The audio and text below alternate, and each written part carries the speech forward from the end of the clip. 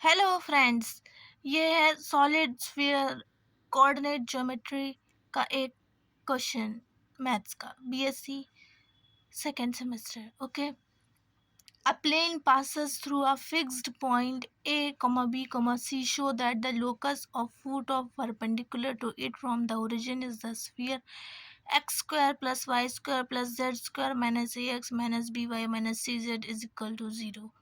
I hope आप लोगों ने क्वेश्चन देख लिया होगा. अब चलिए इसका सॉल्यूशन देखते हैं चल के. हेलो फ्रेंड्स, तो क्वेश्चन का सॉल्यूशन इस तरीके से है कि हमको पहले हम देखते हैं कि क्वेश्चन में गिवन क्या है. क्वेश्चन में गिवन है कि a plane passes through a fixed point. आप क्वेश्चन को फिर से देख सकते हैं. लिखा हुआ है कि a plane passes through a fixed point और वो फिक्स पॉइंट भी दिया हुआ है. वो फिक्स पॉइंट है A comma B comma C. एक प्लेन एक fix point A comma B comma C से पास होता है. ठीक है, तो ये हमको दिया हुआ है फिक्स्ड पॉइंट. कौन सा फिक्स्ड पॉइंट दिया हुआ है? ए कॉमा बी कॉमा सी. ठीक है, और कह रहा है show that the locus of, मतलब हमारे पास एक प्लेन है. देखिए, आपको आप जैसे जैसे क्वेश्चन बोल रहे हैं बिल्कुल वैसे ही वैसे मैं इसको पढ़ के बस बना रही हूँ और क्वेश्चन सॉल्व हो जाएगा. एक प्लेन है हम लोगों के पास. ठीक है, कह रहा है a plane passes through a fixed point, और ये प्लेन एक फिक्स पॉइंट से पास होता है जिसके कोऑर्डिनेट्स क्या है. कोई पॉइंट हमने ले लिया ये, जिसके कोऑर्डिनेट्स ए कॉमा बी कॉमा सी हैं. ठीक है, और इसका कुछ हम लोग नाम दे देते हैं इस पॉइंट को. Let's say this point is P. Okay, ये हमारी मर्जी, हमने दे दिया. Show that the locus of foot of perpendicular to it from the origin. अब कह रहा है कि दिखाइए कि जो लोकस होगा, यानी कि जो पाथ होगा, किस चीज का पाथ. एक पॉइंट दे रहा है, कह रहा है कि उस पॉइंट का जो पाथ होगा. कौन सा पॉइंट कह रहा है? कह रहा है कि ओरिजिन है ओ 0,0,0, और इससे अगर हम इस प्लेन के ऊपर परपेंडिकुलर डालते हैं तो जो फूट ऑफ परपेंडिकुलर है ना, वो जो पॉइंट है, इस पॉइंट को हम लोग एम कह देते हैं. Let's say M. तो ये जो पॉइंट है, इसका लोकस जो है वो क्या होगा? एक स्फीयर होगा, और स्फीयर की इक्वेशन भी हमको दी हुई है. तो ये हमको प्रूफ करना है कि जो है इस एम पॉइंट का जो लोकस होगा, यानी कि जो पाथ होगा, वो एक स्फीयर होगा, जो कि गिवन क्वेश्चन में है. क्या इक्वेशन दी हुई है? इक्वेशन दी हुई है हम लोगों को x square plus y square plus z square minus a x minus b y minus C Z is equal to 0. तो हम लोग इस क्वेश्चन को कैसे करेंगे? तो थोड़ा सा लैंग्वेज पे भी ध्यान दे देते हैं, क्योंकि एग्जाम में हम लोग को लिखना होता है तो लैंग्वेज अच्छे से लिखी होनी चाहिए. तो हम लोग कहते हैं कि सबसे पहले क्या किया हमने? पी पॉइंट को मान लिया. Let P be the fixed point, मतलब जो फिक्स्ड पॉइंट क्वेश्चन में दिया था उसको हमने नाम दे दिया है. Let P be the fixed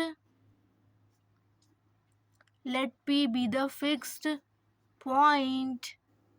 ठीक है, एंड जो फुट ऑफ परपेंडिकुलर वाले पॉइंट की बात कर रहा था उसको हमने एम नाम दे दिया. एंड एम और एम के कोऑर्डिनेट्स भी हमने डिसाइड कर दिए, मान लिए एक्स वाई और जेड, क्योंकि इसकी ज़रूरत पड़ेगी. एक्स वाई और जेड, ये देखिए एक्स वाई और जेड. वापस इधर रहते हैं. X y z be the foot of perpendicular from origin, from, आप लोग को दिख रहा है? I don't know. From origin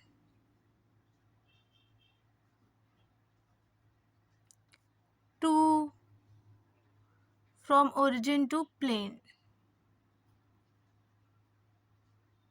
ठीक है, अब क्या करना है कि ध्यान से समझना है। ओ ओरिजिन है और ये एक प्लेन है जिस पर एक फिक्स्ड पॉइंट P है। ठीक है, जिस पर एक फिक्स पॉइंट P है और ये हमने M मान लिया। ठीक है, ये हमारा M है, फुट ऑफ परपेंडिकुलर। तो समझने वाली बात ये है कि ये जो जिस ओरिजिन से हम जितने भी इसके ऊपर परपेंडिकुलर डालेंगे वो सारे परपेंडिकुलर्स इस प्लेन के परपेंडिकुलर होंगे, है ना। ओ एम, इस वजह से ओ एम जो है वो परपेंडिकुलर है इस गिवन प्लेन के। O M is perpendicular to given plane. तो ये बात हम लोग यहाँ पे लिख देते हैं। ओ एम, दिख क्यों नहीं रहा है,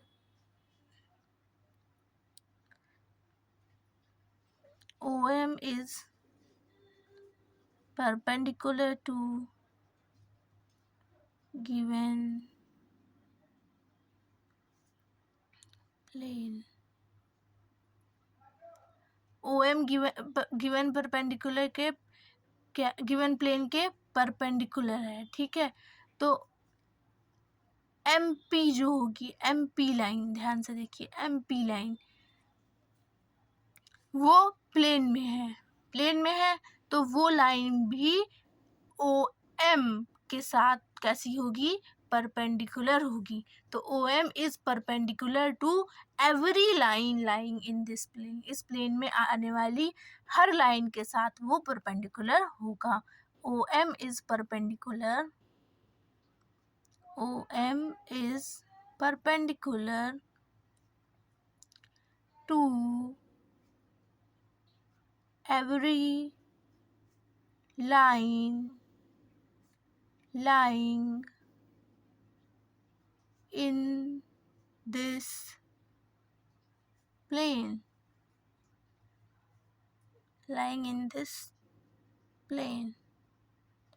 sorry for the bad hand writing, क्योंकि मोबाइल को भी पकड़े हुए और सब तरीके से। तो OM जो है वो क्या है, परपेंडिकुलर है। ये बात समझने वाली है इस क्वेश्चन में कि OM परपेंडिकुलर है MP के। कैसे परपेंडिकुलर है, ये प्लेन है हमारे पास। मैं फिर से आप लोग को समझा देती हूँ, ये प्लेन है, देखिए। ठीक है, ये प्लेन है हमारे पास, ये फिक्स्ड पॉइंट है P। ये हमने जो है ओरिजिन से कोई एक वो डाला है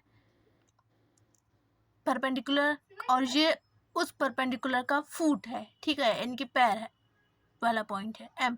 तो ये चीज़ परपेंडिकुलर है, इतना गिवन है। तो अब जब एक पॉइंट परपेंडिकुलर है, एक पॉइंट जो कि यानी कि यहाँ पे ओरिजिन है, यानी कि OM जब हमारे प्लेन के परपेंडिकुलर है तो फिर ये भी तो इसी प्लेन में लाई कर रहा है। OM और MP भी तो परपेंडिकुलर हो जाएंगे ना।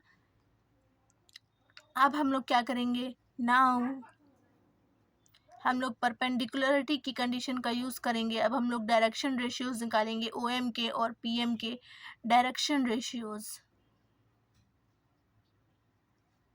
ऑफ लाइन OM जो कि निकल के आएंगे। आपको डायरेक्शन रेशियोज निकालना अगर नहीं आते हैं तो फिर मैं वीडियो डाल दूंगी, आप बता दीजिएगा कमेंट में। बहरहाल डायरेक्शन रेशियोज निकल के आएंगे OM के X, Y, Z। ये ऐसे होता है X minus A, X minus B, sorry Y minus B, Z minus C। ठीक है, और direction ratios of line OM निकल के आएंगे और direction ratios of line MP भी निकाल लेते हैं। Direction ratios of line MP के डायरेक्शन रेशियोज क्या निकल के आएंगे, MP के डायरेक्शन रेशियोज कैसे निकल के आएंगे, M और P। ध्यान से देखिए, M ये है, ये देखिए M है और ये P है। तो MP X minus A, Y minus B और Z माइनस C। ठीक, X minus A, Y minus B, Z minus C। ठीक है, ये हो गया।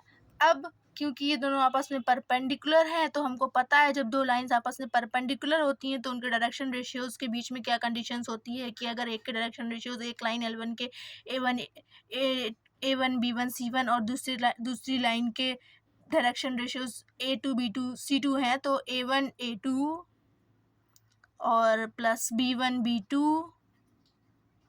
प्लस C1 C2 क्या होता है, 0 के इक्वल होता है। इसी कंडीशन का यूज़ हम लोग यहाँ पे अब करेंगे और क्या करेंगे, x into x minus a plus y into y minus b plus z into z minus c is equal to 0।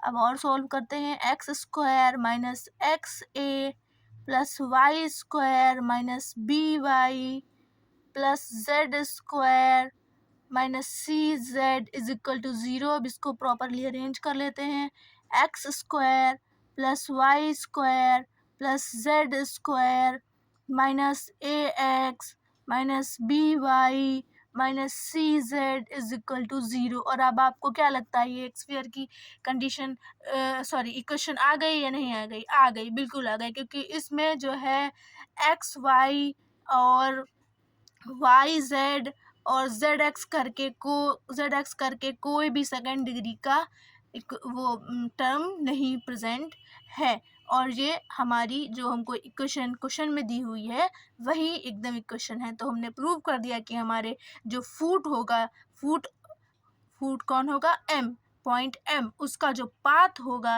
यानी कि उसका जो लोकस होगा उसकी इक्वेशन ये होगी, यानी कि एक स्फीयर होगी। हैंस प्रूव्ड, हमारा क्वेश्चन प्रूव हो गया। अगर वीडियो अच्छी लगी हो तो लाइक करें, शेयर करें, कमेंट करें। थैंक यू, और subscribe my channel also. Thank you.